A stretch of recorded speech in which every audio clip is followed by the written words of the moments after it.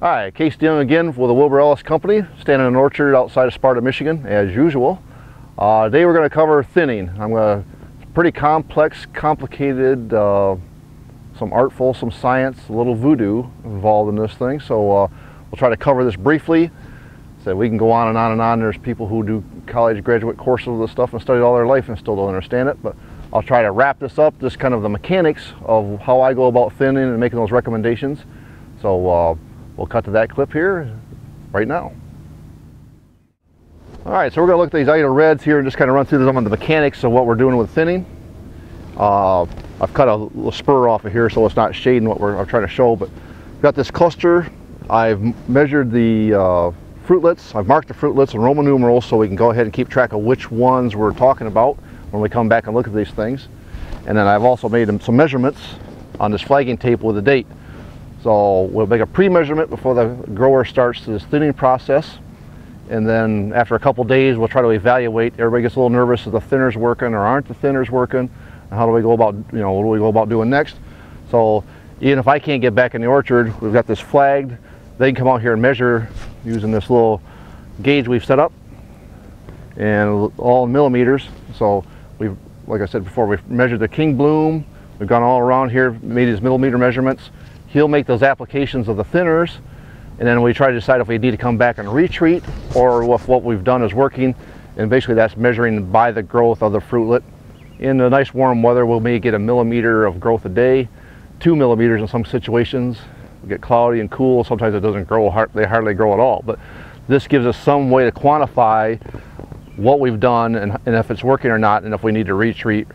Like I've said before, there's a lot of combinations. We've got the 6BA products, we've got Carbaryl, what we've used a lot, and then the NAAs or the NADs, and that's real weather dependent. So you put a surfactant in, how much water you're running. We're not going to get into all that right now. I just want to talk more about the mechanics of how we're evaluating whether the thinning is working or not. And I've found this over the years to be the most useful tool. At least it gives us some place to come back to when we're looking at the same ones, the same fruitlets, and we've got a predetermined size. By pulling off enough flagging tape here, we can go back, and when we make our second or third, sometimes fourth measurements, we can come right back to the same ones and make those measurements and compare them, and just got a place to record it then. So these are Ida Reds. We'll go look at another block of apples here, kind of cover a little bit more.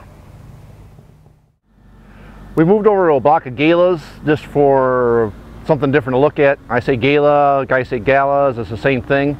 So, in my book anyway. We've done some measurements, we've done our flagging tape. I'll do this on every variety, sometimes the same variety in multiple places, depending on the rootstock the stuff is on.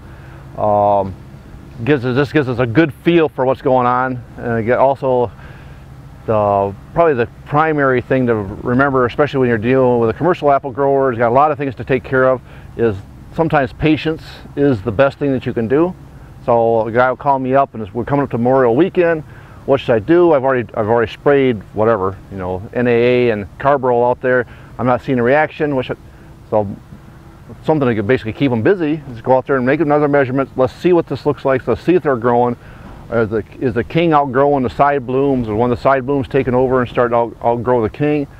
And then we can make another evaluation whether to preferably not do anything more, or B, well, okay, we need to tweak them again and maybe have to hit it with something else. So there's a lot of factors that go into the thinning other than just what you're putting in the chemical thinning, other than what you're just putting in the tank. We've just gone through 4 days of real dark, cloudy weather.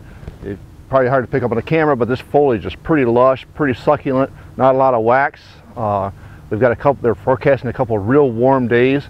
Going from that cold, cloudy stuff to this real warm stuff will actually act as a thinner itself. So it'll create a shock, and that's what we're trying to do here with thinning, because this tree has stored a lot of reserves over the winter this tree has stored a lot of its reserves in its roots, pushed them up into the foliage as it started growing this year. We've talked about a little bit of that with the foliar applications. And if we looked at a graph, we start out here with the, basically with the reserves the tree had in it. As we get about to this stage of growth, it's used up pretty much all those reserves and it's starting to photosynthesis again. So Restore starts building up those carbohydrates. You get down here low, so we're trying to add an additional shock or an additional stress to the tree to make it abort some of the fruit that we don't want to keep on here. So we want to have about one, ideally if we could keep about one fruit per cluster, and then kind of pick off about every other cluster or so, kind of space those fruit out in that tree 5-6 inches apart. Especially on something like a Gala, we ought to be able to have an ideal crop. That rarely happens, and if it does, Mother Nature generally does that better than we do, but we're just trying to influence what she's doing, what Mother Nature's been doing with this tree, and trying to work with the conditions we're given. We pick these days to film when we're out here when it's sunny and you get a pretty nice day and it looks pretty out here. That has not been the case. It's been so cold and wet and rainy that we're wondering if we need life jackets to come out in the orchard here, quite frankly. So